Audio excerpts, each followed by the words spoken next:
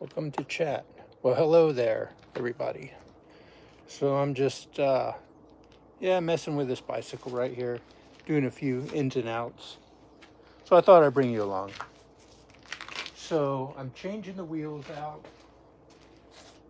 and basically getting this bicycle ready to sell. This is a Priority 600X, second generation. I've done a lot of mods to this bike and I've had it for a while. It's been a good bike. The frame is really straight. And I've had it on a few trips. Haven't really gotten super rowdy with this bike, by no means. And mainly just commuted with it for most of its life. And just a few other rides. So, yeah, to get ready to sell, I'm going to change the gearbox over to another one. I want to keep this one for another frame I have. And, whoa. Yeah, I'm going to go back with some older brakes that I also had. The actual original, I don't know if they're original or not.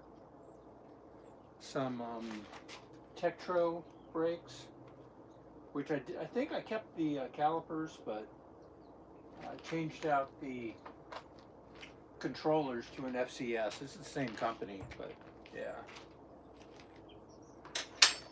basically the same.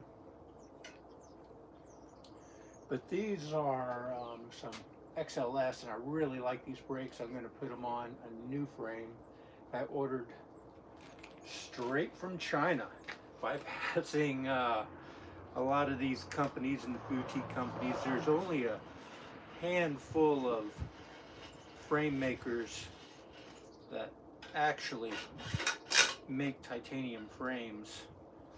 Quite a bit of steel makers in the United States, but yeah, I'm gonna go with titanium.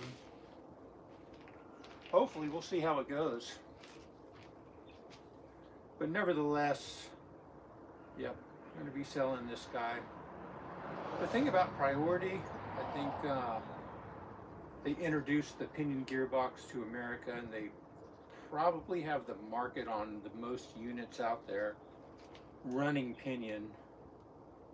I would imagine a lot of units.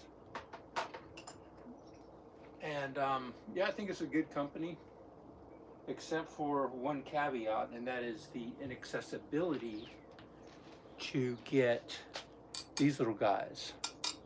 You cannot buy the dropouts, and these are proprietary dropouts, and without these guys the frame's basically useless. Now if they do have an issue like a catastrophic failure, you can contact them and you have to file like a warranty claim or something like that. So, but they're just not available, you know.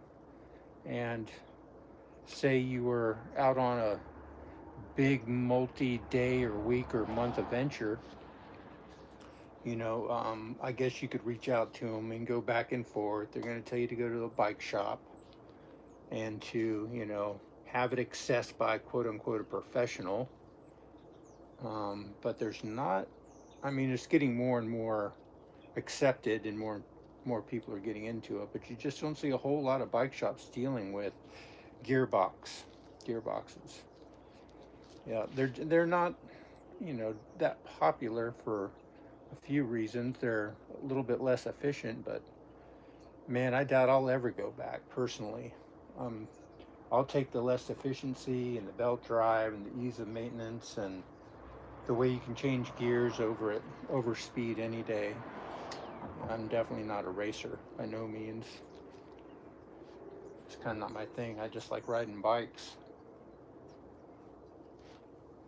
But yeah, so wheels are off, the brakes are off. And unfortunately, to take the gearbox off, there's 6 bolts, and you can get them all on this side, but you can't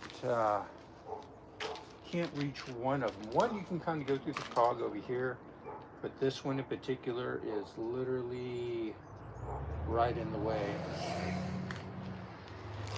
But what they did do is, like where the breakaway where you take the belt off is wrong size, is right here, and these are just standard chain ring stuff, so pretty cool.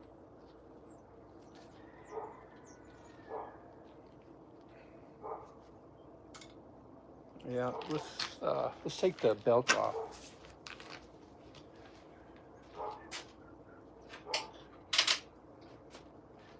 Because, well, hold on, what is this? Oh, this is a 120. I'm also going to go back to the original cogs that came with it, because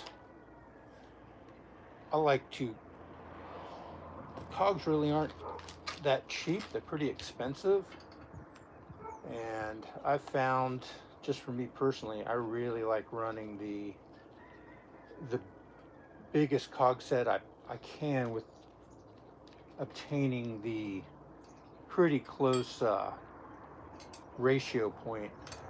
So yeah, I think they make all the way up to a 36 in back, a CDX cog, maybe a little better, maybe a 39, I'm not really sure. I haven't looked that much, but I definitely running a 39 in front. It does fit on this bike, but I believe the original cogs were a 30,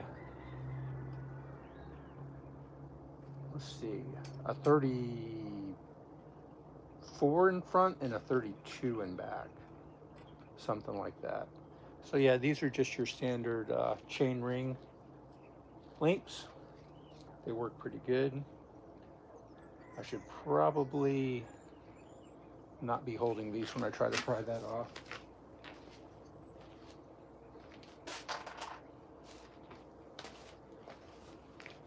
Nor be holding that.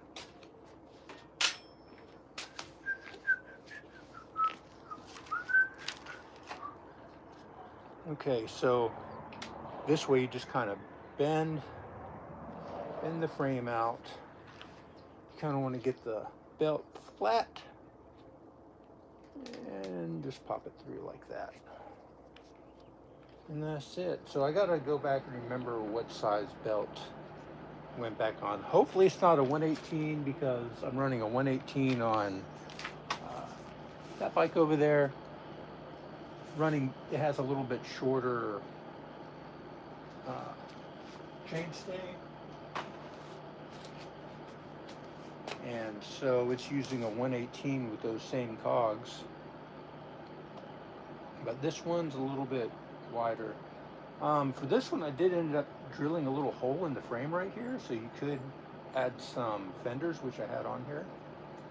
So after that, let's see, if I drop the transmission now,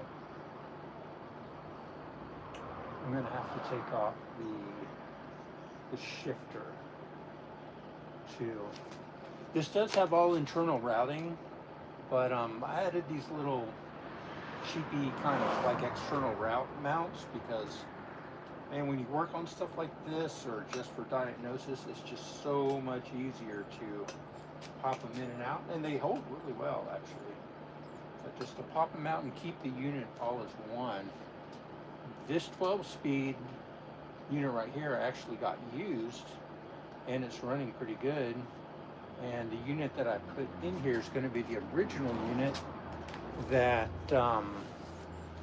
during my endeavors I was putting the spider gear clamp back on after like an oil change or something. Oh no, I was changing the cables out or something, and that has a torque recommendation of like 3 pounds, super lightweight, and I think I went a little bit more. Anyhow, I ended up stripping out the internal screw. So I contacted him. It was under warranty, and those guys shipped it back to Germany, and yeah, they went through the whole thing too. So it's a completely, basically refurbished unit that has no miles on there, which I'll be putting back on here. That way it'll be a nice fresh unit to hopefully somebody who wants to get it. But the wheel set that I'm going back with, like I've had really good luck with these Shimano Ice. I forget what they're called. Ice technology. So I'm going to keep those rotors and those brakes. I think they work really good with the metallic brake pads, especially out here. I go through some pretty hilly stuff, and definitely through the wet season. Yeah. So, is it this one? No, it's not that one. It's got to be this one. Yeah, there we go. I'm gonna have to take off this one crank arm. There is an end cap, and what size cranks are these?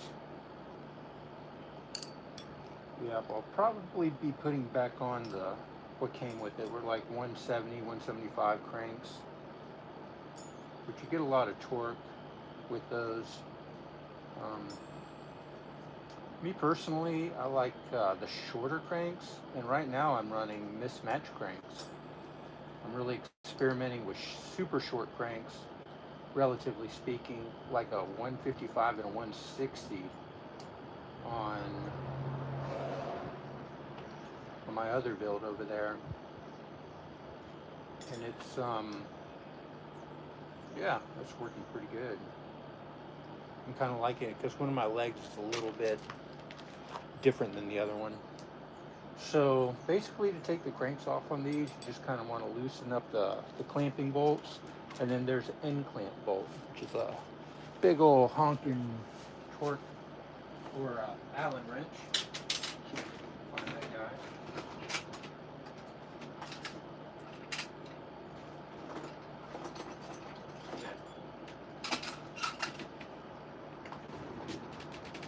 Yeah, it's a 10 mil.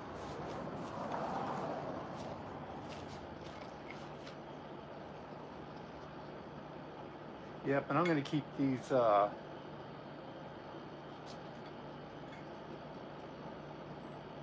pedaling,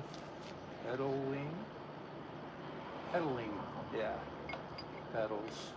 They're the widest I get because, like, I like to ride with the foot condition along with my leg condition. It's funny, huh? That oh goodness, that's really on there. I'm not sure if this is right. Probably a lefty. Let me go get me my bunker for that.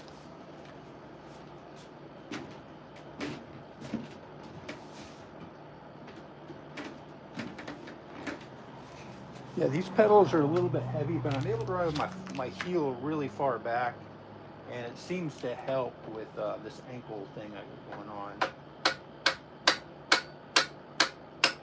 It's called accessory navicular syndrome. About 10% of the population apparently has it, mostly in Asian, which is kind of interesting because I'm pretty far removed from any Asian descent, I believe.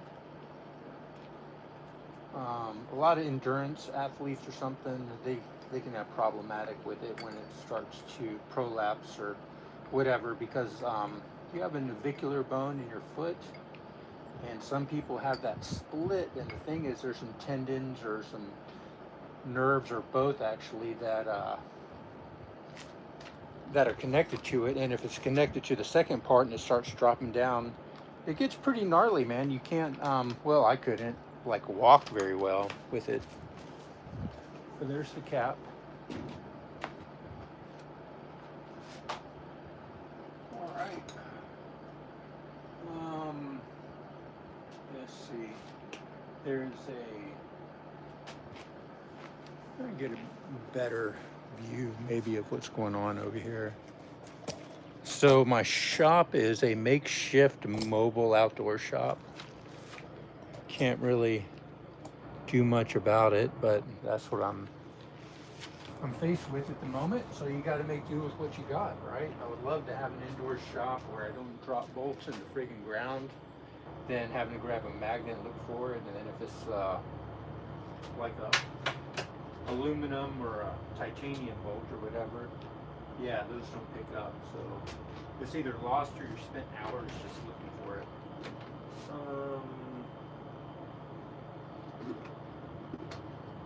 Where's my little tool? Oh, here it is.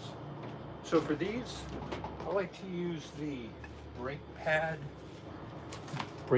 wedge tool because it doesn't need a lot of coaxing. You just need to kind of just get in there and kind of pull it out.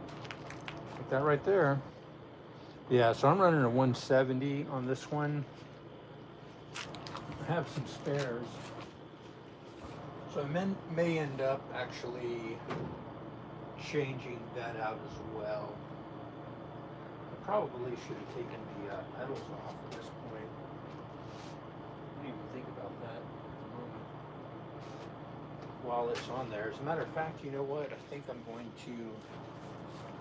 to do it because it's much easier when they are on the crank or on the box to take those off.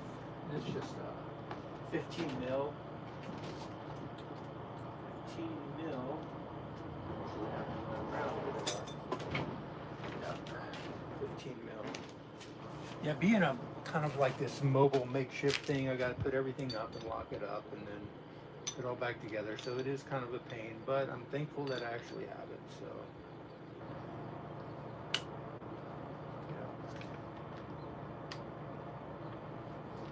And let's see, is it towards the rear to remove? I think it's with the pedals, if you always go towards the rear of the tire, yeah, that's it. Way to easily remember because they're threaded different. It's just, if you want to take it off, go to the rear. If you want to put it on, go forward. It's like maybe reverse and forward. Same goes with your left crank also. You just turn your wrench towards the rear, reverse. Reverse for removal, RR, that'd be kind of a good thing to remember it by. I'll show you on the other one too.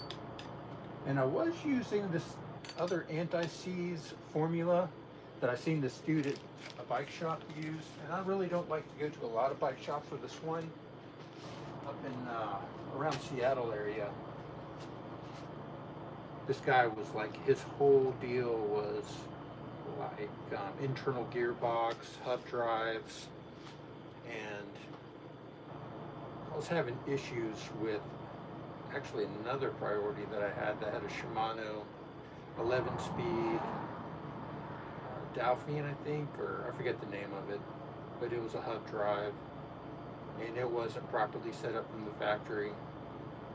I don't know, at that time I didn't have a whole lot of experience in that in particular drive system, so he tightened it up and got it working pretty good, but he was a big component of using this silver-based stuff, but then I talked to a metallurgist, and here I'll show you what it is. See what it's like.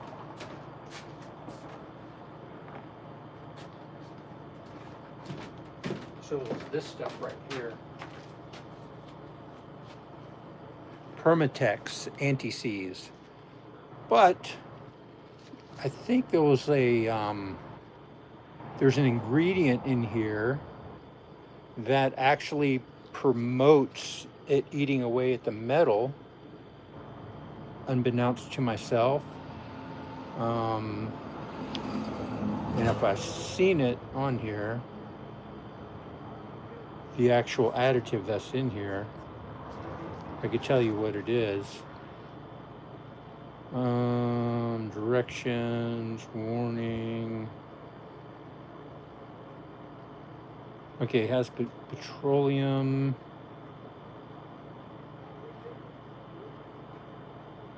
Oh goodness, there's something in here. Zinc? Maybe it was zinc. It was something in here that after a while with it starts eating metal, especially if there's like any type of electrolysis. And I run a dyno. So you wouldn't think, even though a dyno's like going through, like this one has usually has the carbon fork, but still it goes through the cables into the bars and back into the frame like it travels. So yeah, I'm not going to be using that stuff anymore. I'm using more of this marine type assembly compound, anti-seize, that does not have that additive in there. It was, maybe it was zinc. It was zinc or copper. It was something like that. But anyhow, now that we got, actually, yeah, we'll do this other pedal so I can show you guys. So if you go to the rear, you want to go to the rear to remove it. These you don't need to like really get on super tight either, because they're designed so that when you pedal it kind of tightens up on itself a little bit. So the chances of a pedal actually just unscrewing are, oh no, very, very slim to none, I would imagine. But yeah, I used to use that stuff pretty religiously. You can see it, it's all on the threads of basically all these major components when I put them on. I mean, it works. Don't get me wrong, it totally works. But man, for longevity, you don't want a material in there that is eating your metal on metal components. That would not be very favorable. And while we're doing that, you know what? Let's just go ahead and take the crank off on this side too. Yeah, underneath the bonker. Oh. Here it is. It's up here. I believe these are just, yeah, same. These end caps are standard threading. Probably shouldn't have to put it on that tight. What I like to do is tighten these up so that they move in to the gearbox really good before I tighten up the pinch bolts.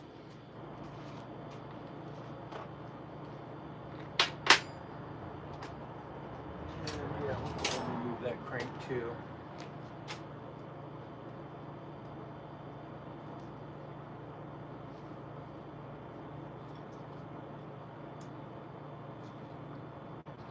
But another reason I wanted to get that other unit on here is because I need to run the cables for the shifter and everything.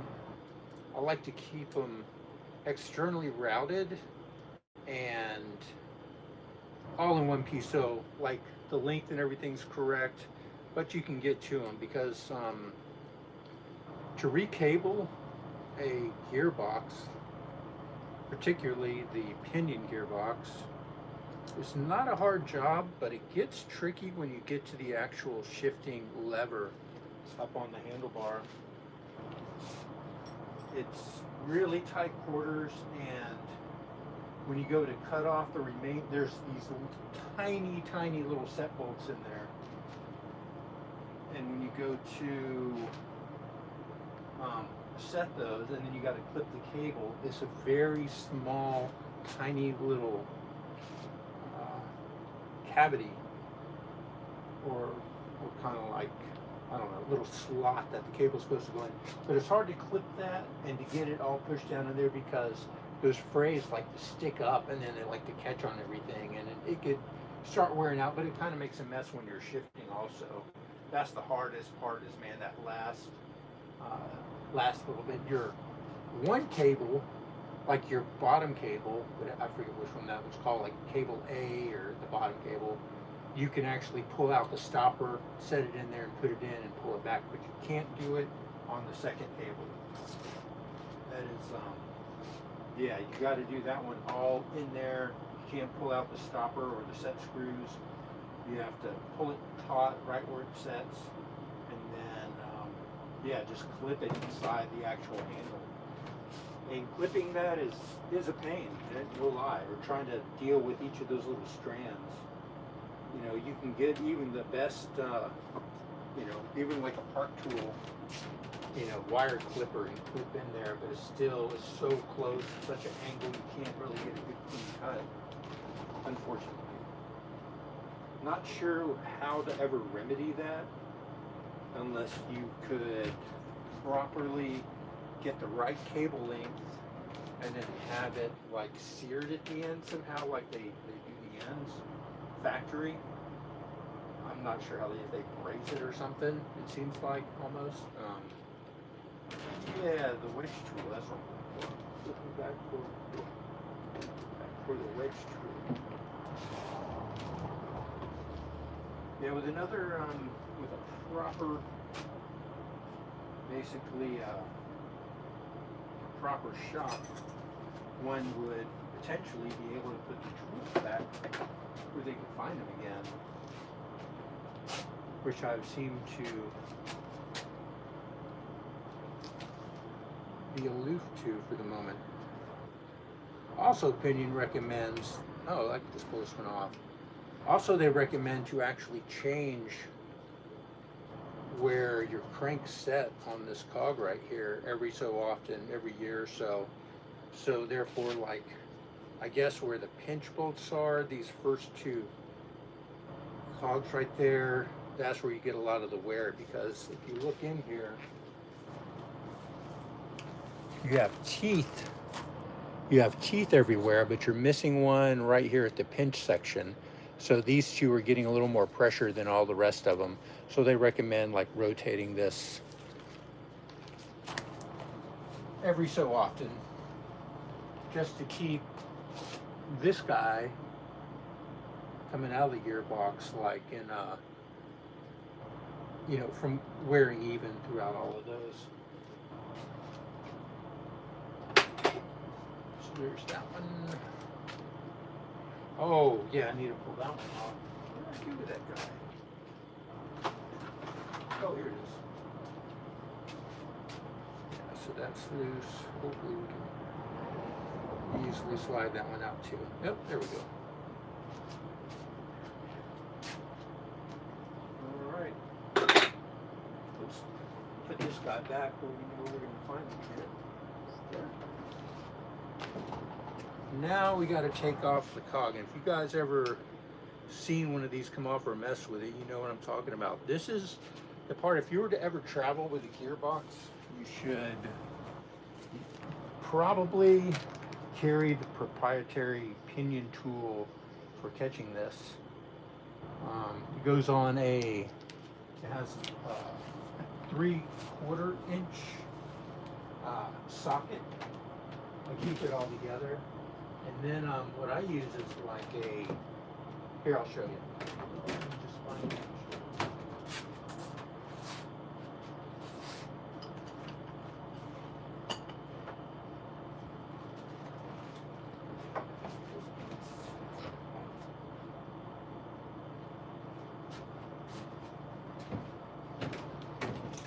So there's two parts for taking that off.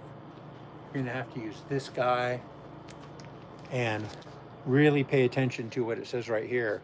Loosen and tighten. Follow those arrows. So this is opposite actually. This is righty loosey, lefty tighty. So that goes on there. And then you have to have a way to actually hold the cog. Let me find that. I gotta dig. Dig.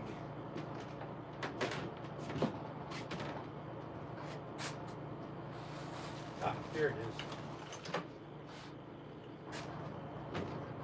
So people use various tools.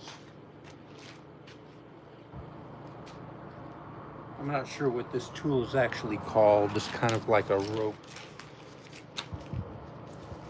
Or this is like a nylon type strap tension thing for maybe oil filters or big filters or something like that, but it seems to work pretty good. This is by a company called Titan. And I've tried some cheaper ones, like some just plastic ones, rubber from the automotive store, and they work all right, but this one has a little bit longer handle and you can get definitely some more torque on it. So we're going to pull it this way. So we're going to need to put it on there like that. And you don't get a whole lot of room here to use one of these cats. And this is not the only method. I've seen some other methods where actually I've seen people kind of take a rod or something and go through the cog itself. You may jeopardize the integrity of the cog at that point, but in worst case scenario, if you have to get it off, I guess you could do something like that.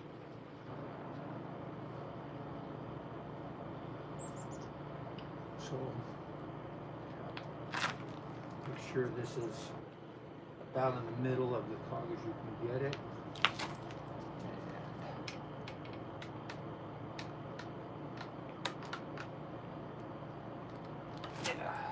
Put a little bit of muscle into it.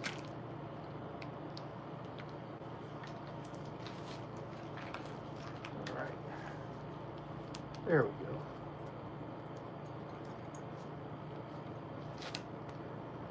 All right. So that worked. And then to put it on, basically, it's obviously you would just reverse that process.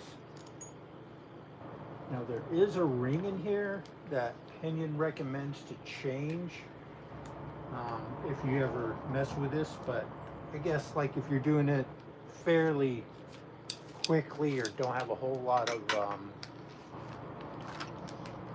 use out of it, it's this guy right here.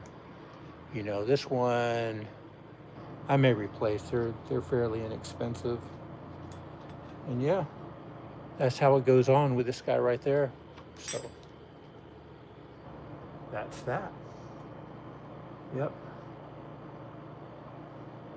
Now with that being removed, we're able to access these bolts. These bolts can be interesting. They're a star bit, and that's what Pinion recommends. This originally came from Priority with some Allen keys, which wasn't original equipment from Pinion, and they stripped out on me, unfortunately. And I had a heck of a time to get that out, man. They were super over tightened.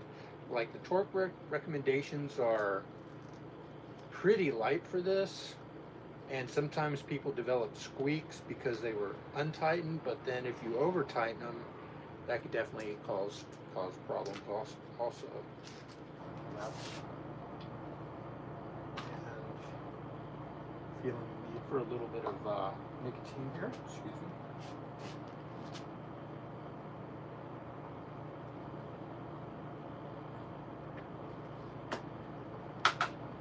Knick-knack. As xylene. It's supposed to be good for oral health. We'll see. I don't know. But at this point, it would be good to take off the gear shifter. So we'll kind of maybe, I don't know if you can see that. Yeah, here's the gear shifter.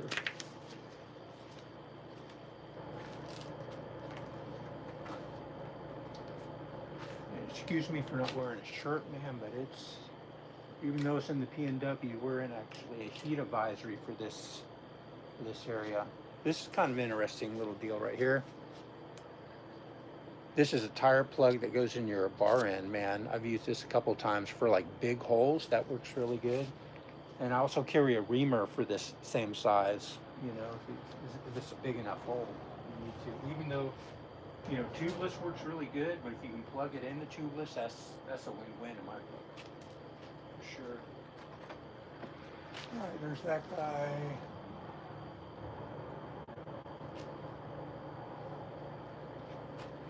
Is that actually a starter kit? Almost looks like a star bit in there. It's crazy. Maybe it's one of those hybrid ones. I really like these Ergon grips, man. With the Jones bars, I think it's a good match. These are the GP ones. Really good. So with the Pinion, again, another thing that always seems to flop out of the way is this proprietary washer.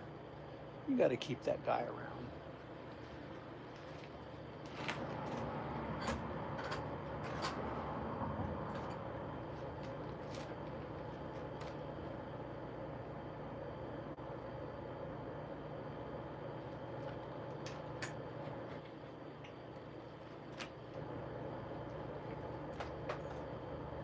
So I have a little box of like those pinion parts. I got to put those parts right back in there.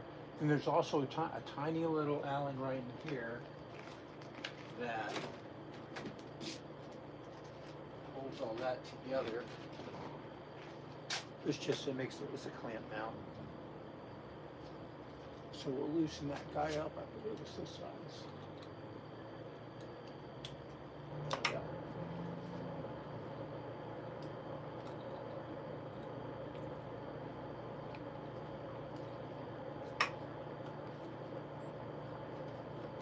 There we go. Maybe I'll make it just a little bit looser. That's still kind of tight. You don't want to lose that little bolt too, man. That's a hard one to source. Those guys back together.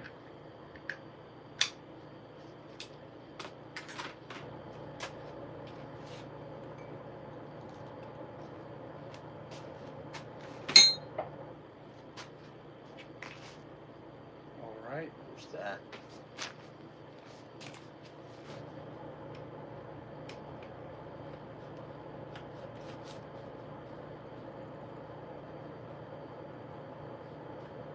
And that slides off. And that's another thing I like to make sure the cables, I try to cut the cables long enough that I can take this off without disassembling the whole handlebar set. Yeah, it's gonna hang right there pretty good. So this one's definitely Torx. And they're probably on there pretty darn tight. And there's gonna be a big guy too. Yeah. No. I'm not that tight at all, actually. And then one's kind of right where the cables go, unfortunately. Shifting cable.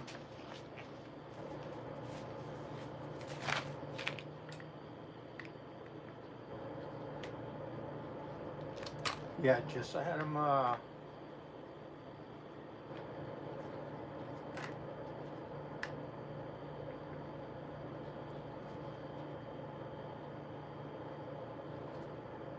forget the Newton meters on this.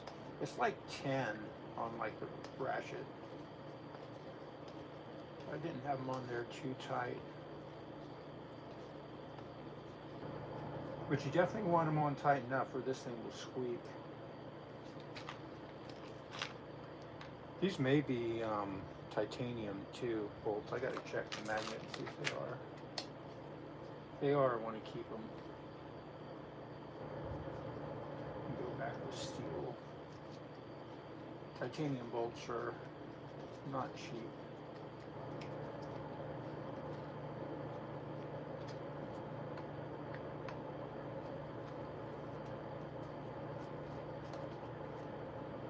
So yeah, this one, I don't know, a few hundred miles. I did a ride on it, a couple of rides. I did a bikepacking trip and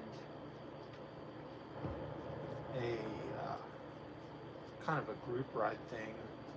The tour to Whidbey on this bike set up like this with this used one. I did right when I got it. I changed the oil. A lot of people, I mean, I would advise using the Pinion oil, but when I changed the oil, I didn't. I just used some synthetic gear oil, automotive gear oil.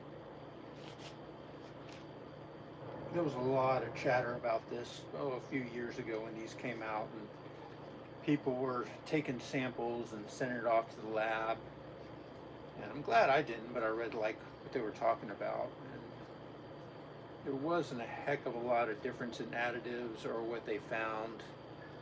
And the bottom line is, unless, you know, there's seals and stuff in here, but there's also seals in other gearboxes, even in the automotive industry. So I doubt that they're going to put an additive in there that's going to jeopardize like rubber gasket seal stuff. So, and it's a heck of a lot cheaper. And regardless, I like to do a service interval quite frequently, like quarterly. So, yeah, a bunch. Every solstice and equinox to do a service.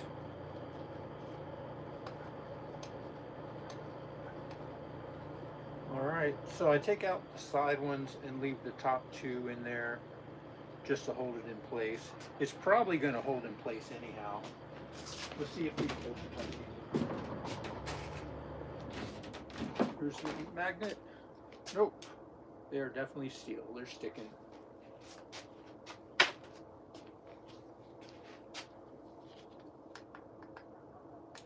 Steel is real.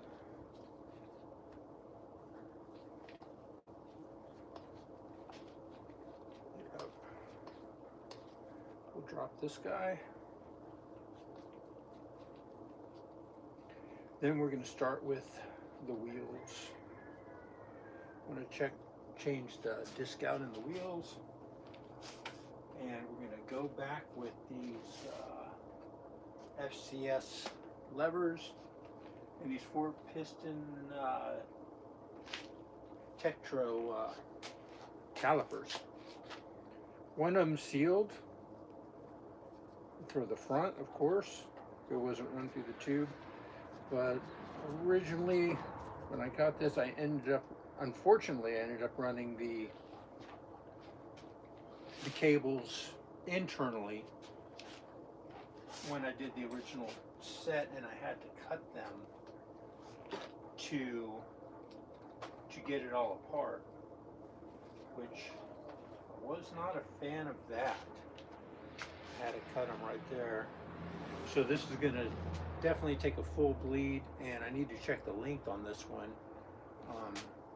But I would advise, if you guys ever do bleed your brakes, you got to take the calipers out, and I would do it away from the rims, because the mineral oil or any of the brake fluid does not play nicely with the disc on the wheels. So both these bolts are out and it's held in place, which is nice. We'll take the wamper here and just gently see if we can loosen it up here, get it to drop out without damaging it.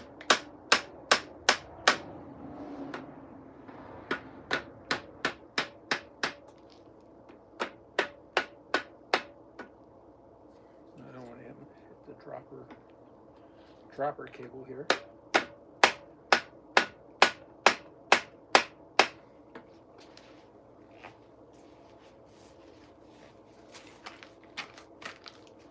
It's starting to move a little bit.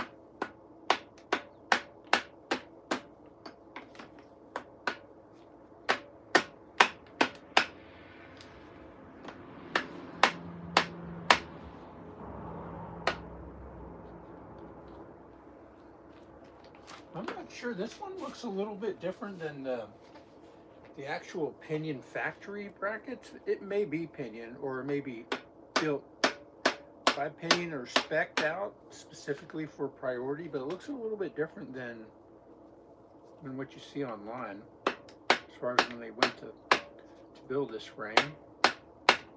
But this frame was built in China, like most frames are, like the titanium I ordered, but bypassing the middleman. We'll see how that goes.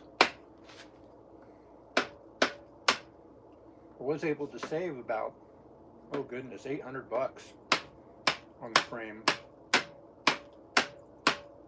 And on top of that, I was able to spec it out which was amazing to me. Exactly what I wanted. And the guy, or whoever was over there on the other end, yeah, they sent me the blueprint. Went back and forth, with every measurement on there, everything. So it's going to be a super custom frame with all the points. Everything was just like gone over really well. And so this one I believe is like a 69-degree head tube angle on generation 1, 2. Then they went to like a 67 later on. And this is good for climbing, not as slack. But I don't mind the 67. I kind of like it. As I get older, it gives me a little bit more confidence on going down. I mean, when you're climbing, you're going slow. And, well, anyhow, that's the Gearbox with the cable. Guys ever want to see what it looks like up close? This guy weighs about 5-6 pounds. It's not the lightest thing in the world. But yeah, with the cable.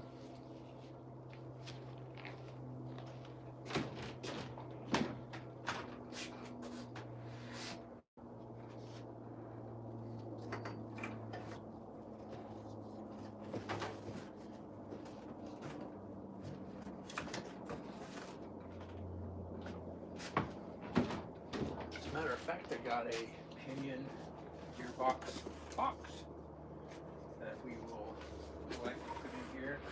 Probably end up cleaning that up just a little bit and try not to put these cables in too much of a jeopardizing position.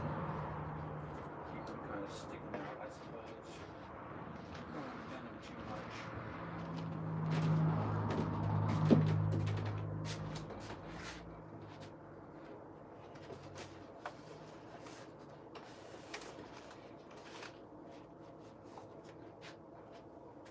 Alright.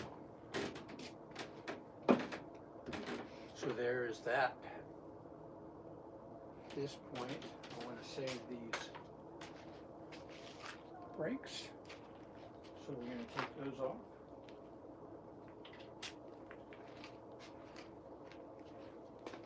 Oh yeah. I don't think these open up all the way. I think they just kind of open up a little bit. Let's check that out. Not sure what size that is.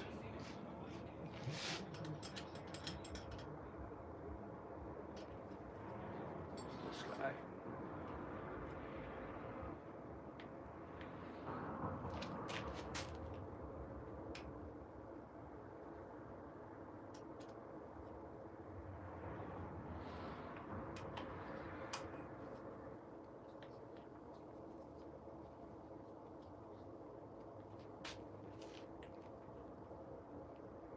No, they don't open up all the way. I wish they kind of did, man. That would be nice if they made brake levers actually swung all the way open, but for some reason they don't.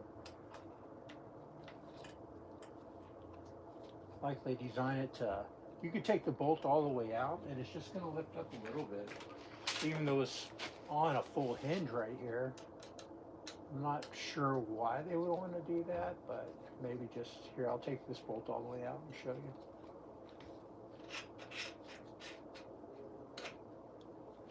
So yeah, it's a full hinge right here, right? And yep, you can take it out. And it literally, well, yeah, that's all you get right there. It won't open any more than that right there. So, yep, that's that. Anyhow, I'm going to screw that back in so I don't lose the bolt. Hopefully, if I can get it back in, got to get it all lined up.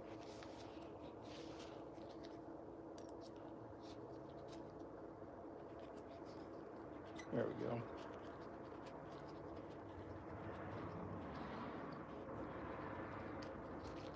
And that's another thing, yeah, I like to keep this section completely engaged. That way it's all the air bubbles are already out, it's purged, and it's ready to go. The only thing you got to watch out for is you don't want to hit that lever. You hit that lever and these close up, and that closes up your calipers. That could be a real mess. So be careful of that if you ever go about doing this type of thing.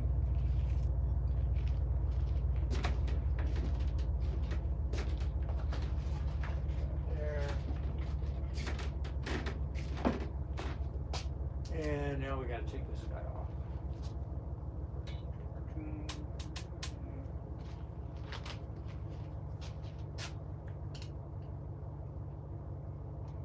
So I do a lot of commuting and even trail rides and group rides. I think a Mira is handy and a good thing to have. I was running this brand, Hafni. I mean, it's just off Amazon a while ago, and they made these other ones, but now they came out with a new improved one. They're still pretty cheap, and you can, even with the Jones bars, I really like them because like you can adjust all the angles and it fits really nice. It's not in your way with the handle. It doesn't stick out, and it holds pretty well. You get some. It works good. I like it.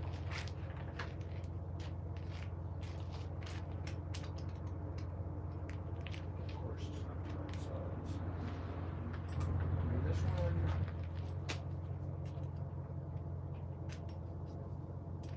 Take this off. Yeah, I'm keeping the Jones bars also for the new build. That won't be going with this frame set when I go to sell it. A lot of people like them for bike packing. Grown and custom. I wish they would make one. I really like the Rise. The titanium version is just no rise and just ridiculously expensive, but everything's expensive nowadays. But it would be kind of nice. I ended up getting some fairly cheap knockoffs from, again, China. But the problem was I really didn't realize that.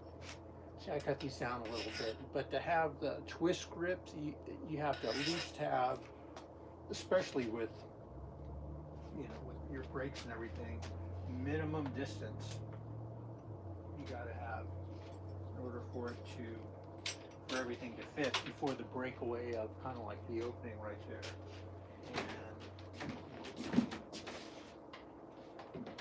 And that is, because I cut these just right where everything fits right up against where the brake is, like 8 1/4 inches minimum you need to have for a dedicated twist grip, which this one's a lot shorter than the other side, plus for your pinion and for your brake levers. So keep that in mind if you guys are going down that path. This riser is pretty nice. I may just leave that in there, we'll see. But at this point, yeah, but oh yeah, and the dropper cable. I need to actually keep this little switch right here. I don't know if I got an extra one or not. Let me check.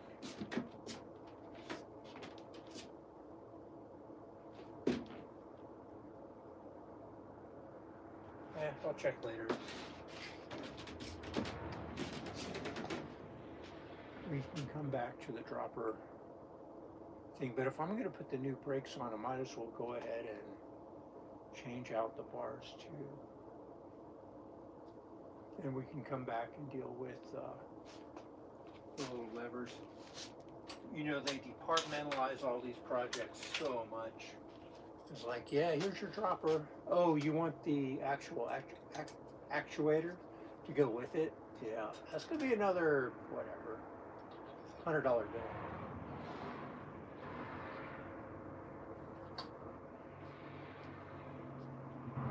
But if you guys ever do mess with like changing your dropper out and you already have your actuator here, your lever all set up. Never undo the tension on that because it turns into a nightmare if you do. So, what I would recommend is, yeah, you just take this part off, then you can move this guy out. And I like it externally routed on here so you can move the cable up and down. But yeah, to leave this part all set up, whoa, you want to keep that in there. This part all set up, and then to hook it on there, you can slide it down, make your adjustments, and then go back and reroute it to the clamp. I think that is a wise move, actually. In the past, I've undone the cable going, oh, I just need to undo the cable, but I got a cable end stop here, and it turns into a mess.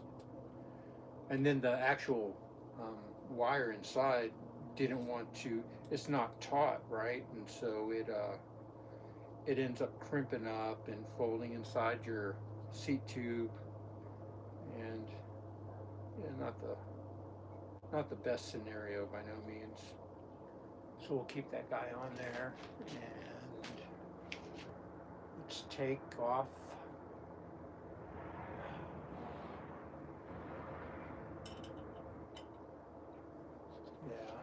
we'll take off the handlebar.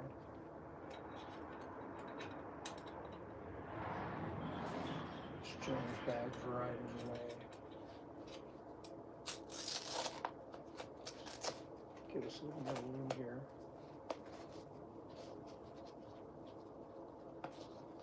I ran these Jones bags for a while, and then I didn't for a while.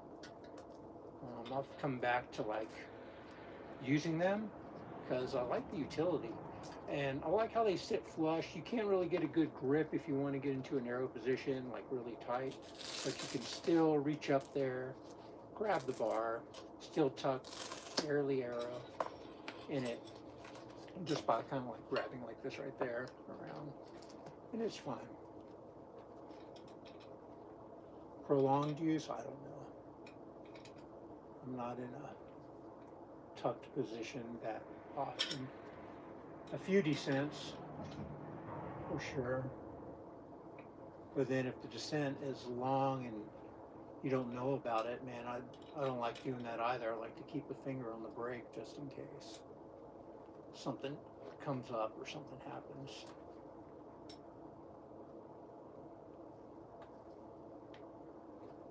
So, yeah, there's that.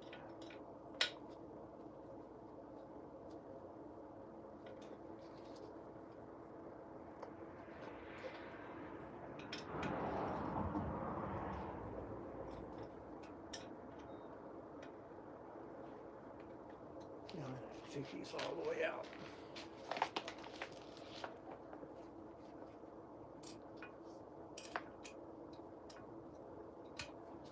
I've tried some fairly expensive name brand clamps and then some just cheapy knockoffs.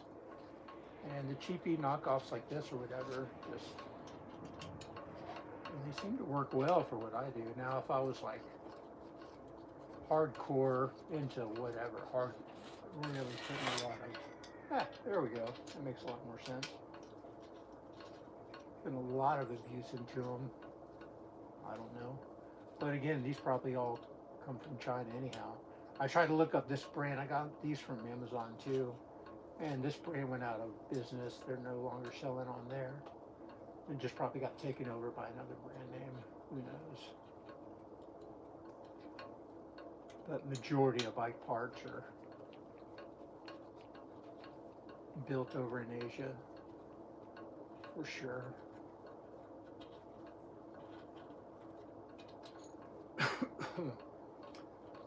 Excuse me. Yeah. And where you kind of get working on the ground like this, start using your hands as cups.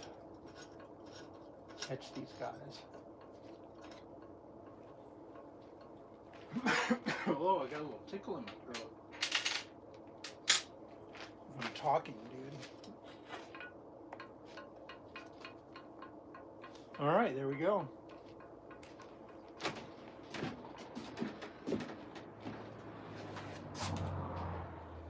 Now,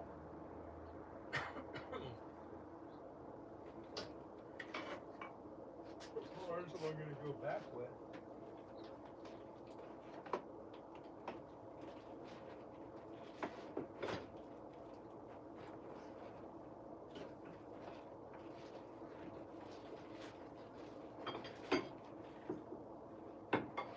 We got a carbon bar.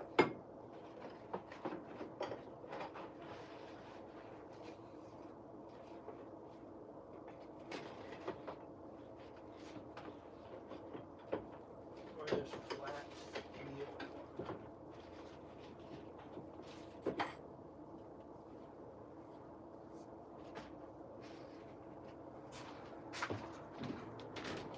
Yeah, there's a carbon bar in there, and then there's this flat steel bar. I think I'm going to go back with the flat steel. And this one should have enough room.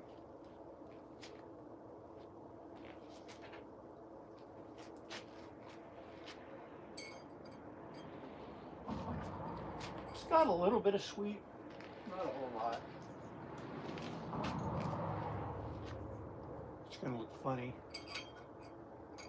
Or not funny to me. I'm so used to the sweat bars, or quote unquote the alt bar on there. But yeah, we'll go with those guys. Yeah. Let's see if we're going to have room. We need our 8 1/4 inches or something like that. We'll just kind of get a quick measurement here.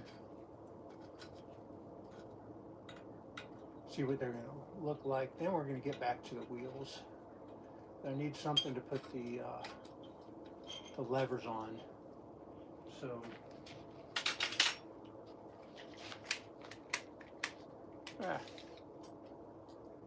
ooh, these are right at 8. It's going to be close, man. That is going to be close. But just for a temporary mock-up. What the heck? We'll go with it. I think it's going to be enough.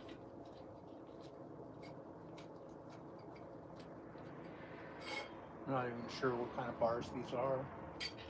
They're aluminum. Not sure if these are the ones that came with it or not. But they'll suffice. It'll be rideable. We'll be selling it with this 1120 Trek fork, which I'm a huge component of. Man, I love this fork. I think for bike packing and adventure riding, and even what I usually use it for mostly is commuting, man, with that rack mount in front here. That thing, you can get these custom bags for it also. It works so good, really good. It keeps your, like all your cables and stuff are up here. The rack's like right there.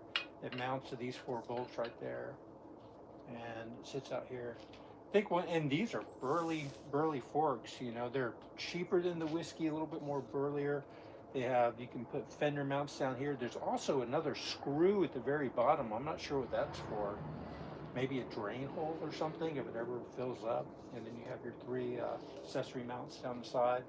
Yeah, but pretty cool. Pretty cool. I had 1120. I really liked it, man.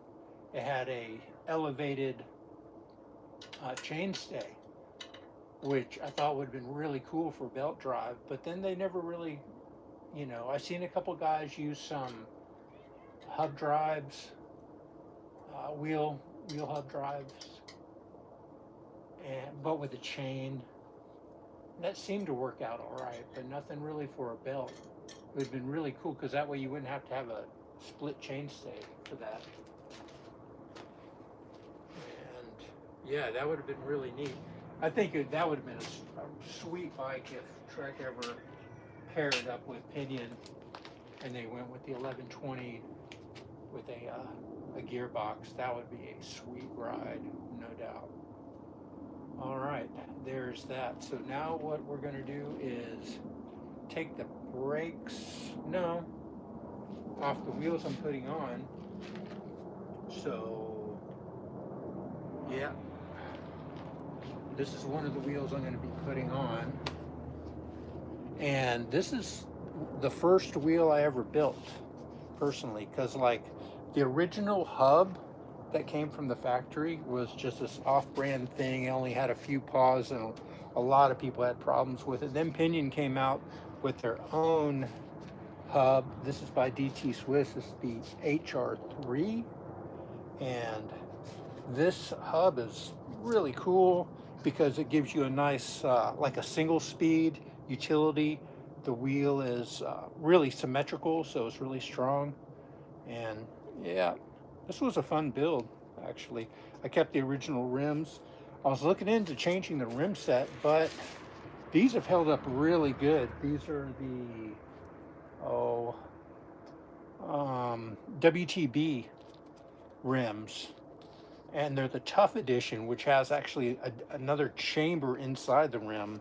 They're only like an I-25, I think, or 27. I think it's I-25. But they're really tough, man. And I really like the design on the inside. I think it makes for a good, solid, strong rim. Yep. But yeah, we're going to be changing this out. So again, I'm going to have to, I want to take that cog off and go back to the original. This is a 34. I'm going to go have to look at the specs and see all what I have back there. But yeah, we're going to take the brake off of that one. What time is it? 3. Been live for how long? Oh, a little over an hour.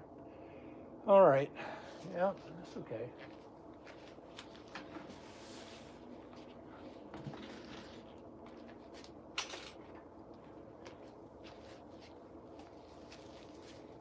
I'm gonna have to push this down a little bit.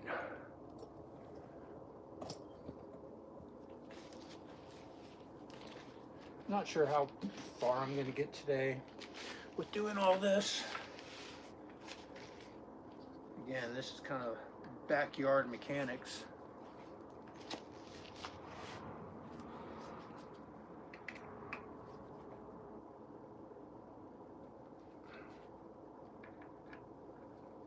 But I ran these for a couple winters. This nice technology when it got cold, and there's one in, I guess on my commute there's, I don't know, 500 feet something elevation, gain, loss.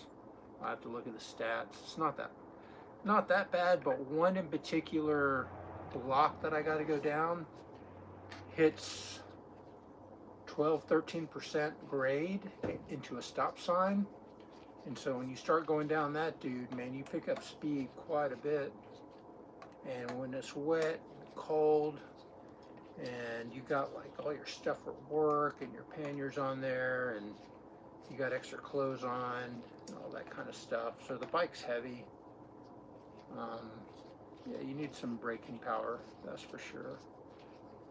Tried a bunch of different brakes, and I kind of like Shimano personally, just because of them and Tektro both. They use mineral oil, and I'd rather work with mineral oil than proprietary oil. I mean, you can find it anywhere if you're out touring. I mean, heck, your pinch, you can go to a hardware store and get some and do your brakes there. But then if I was like world traveling, I don't know, I've thought maybe even going back to a cable and like the clencher type brake. You know, they work fine too. But I'd probably still go with metallic pads and probably these rotors, you know, just for the heat disposition. But I'm sure there's some other ones out there that deal with the heat quite well also.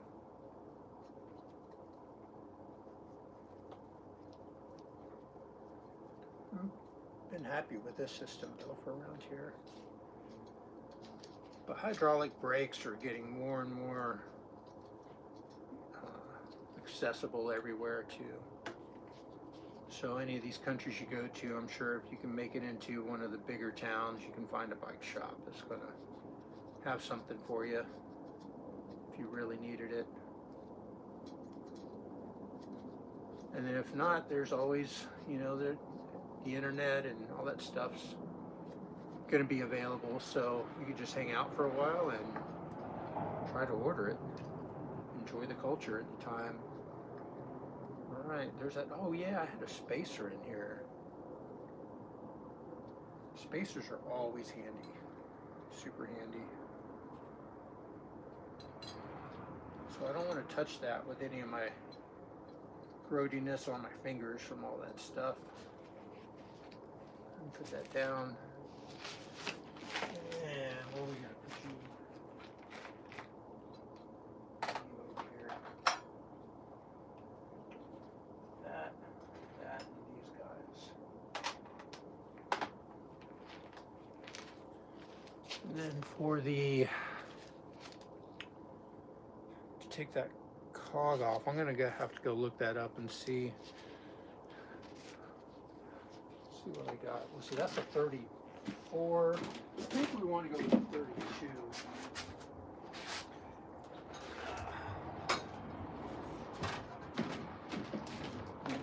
Pull out the basket. I have an assortment of belts in here and different size cranks for the Pinion. A ton of different belts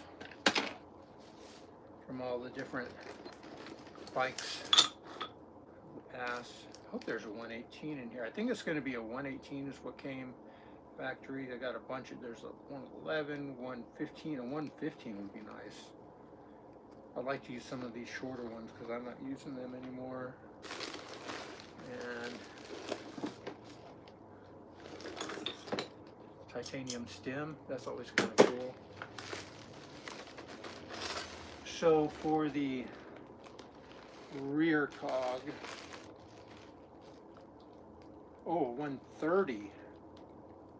Got a 130. I guess I could put a 130 on back, man.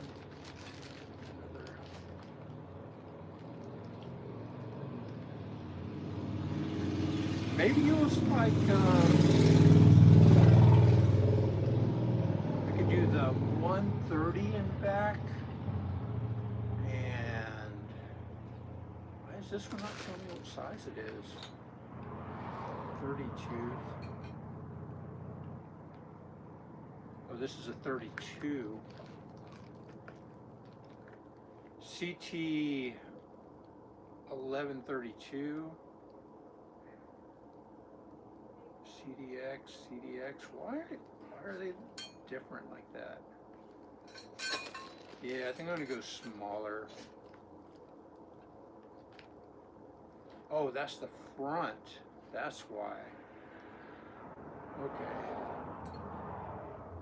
32 and 30. That's what I'm going to go with. We'll go ahead and put that 32 in front and 30 in back. Nice. Yeah, we'll put that down. And then to take that off with the right spacer, yeah, that's just a standard, that's this guy. That's just going to be your standard kind of hub tool, which I'm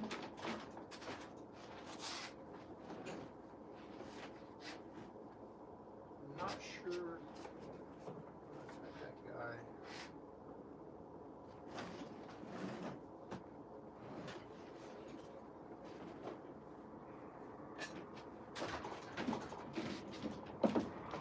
A long time ago, I got this bike hand kit, and it's got some useful tools in it.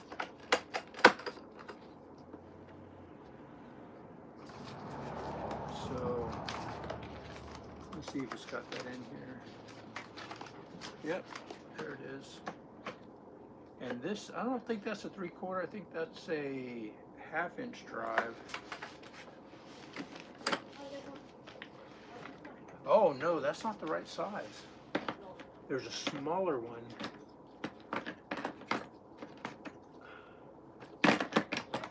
So we got to find the smaller one.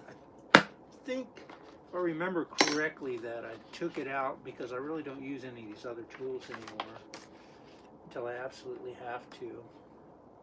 There are some, it does have like a little bearing press set in here, which is kind of neat, but it's kind of short if you wanted to do your head tube angle. This one on the head tube factory came with kind of open bearings in the bottom of it. So I went with Wolf Creek after the factory. I pulled that one out, and then now I have a Crane Creek in there. They seem to be all right. I really didn't like the idea of open bearings in the head tube, but they were big ball bearings.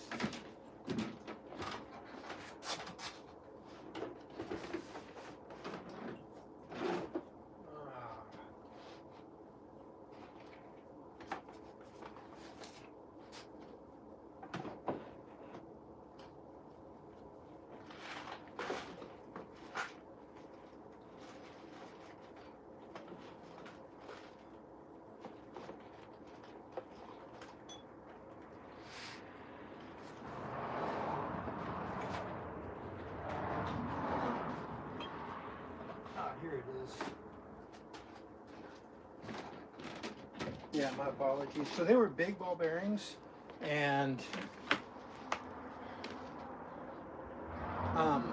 now I can kind of see the reason that they went there. Yeah, so it's just a standard hub tool, and probably going to have to use that strap again to get that loose and find the wrench. Let's see if that's 3/4, if it's going to be the same. Yeah. If you guys can you see? I don't know if you can see what I'm doing. We'll still use this strap tool. I'll bring it down a little bit so you can see better. If anybody's watching, I can't tell. Maybe somebody's watching.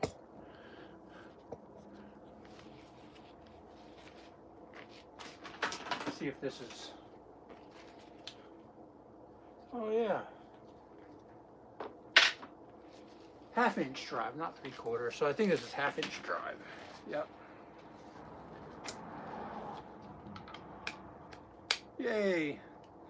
So yeah, 1/2 inch drive will work both for the pinion and for the back tool, but you could probably find that at most any bike shop. Like if you really had to mess with any of this. Here, let me point it down just a little bit more so I can show you what's happening. I want to do that on the ground while I'm torquing it. Torquing it, man. Yeah, that'd be a little better. Sorry for the disruption there. All right. Whoa, don't fall over, dude. Wanted to fall over on me. This is a rinky-dinky little tripod with a bent leg. Yeah. So I believe this is, again, lefty, loosey type thing. Use this strap again.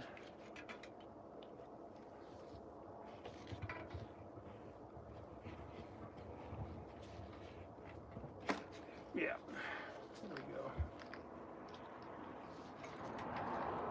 So this guy's been really friggin' handy, no doubt about it.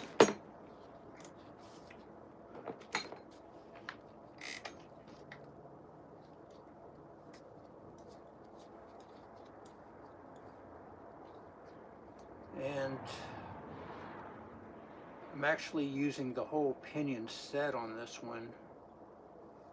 Pinion made its own spacer kit, so we're going to keep that spacing just the way it is. We want to keep our line straight, and we're going to go back with the itty bitty little guy here, the little 30 on back, because I like the big ones. I don't like the small ones. With the bigger cogs, the reason I like them so much is that I think the belt tension, I like to run super loose belt tension. way more than so. And with the smaller cogs, when I would run it, what would end up happening is the belt wouldn't slip off, but it would pop over the cogs when you really had a torque on it. And a lot of those instances where it's almost like at an intersection and there's a car coming, and I was like, dude, I think I can make it. I got plenty of room. Well, I may have enough room if I really get after it. So taking those chances in like a life-altering situation, and then I'd take off and pop, pop, pop, you'd hear it and it would snap. It would literally snap. Oh, put that guy back on, give it a good little, yeah, it's about the right torque right there. All right, you get a lot of torque with a big old bar like that, that's for sure. Cool. So there's that. We're going to run that on the back, change out the gearbox, and yeah, put the, got to find some new disc, which ones I want to run with that, with those new brakes. But it's starting to get a little bit late, and I'm going to have to start cleaning up here. So I'm going to cut the stream. If anybody watched, man, I appreciate you guys watching. I'll be back again, maybe tomorrow, to keep going on this project. This is a Pinion gearbox drive, Priority 600. I'm retrofitting to be selling here in the near future. Anyhow, thanks for watching. Until next time, you guys aim high. Let's see how you turn this off. I don't know how to stop it, dude. Is it going? Yeah, it's still going. Oh, maybe that. Bye, guys.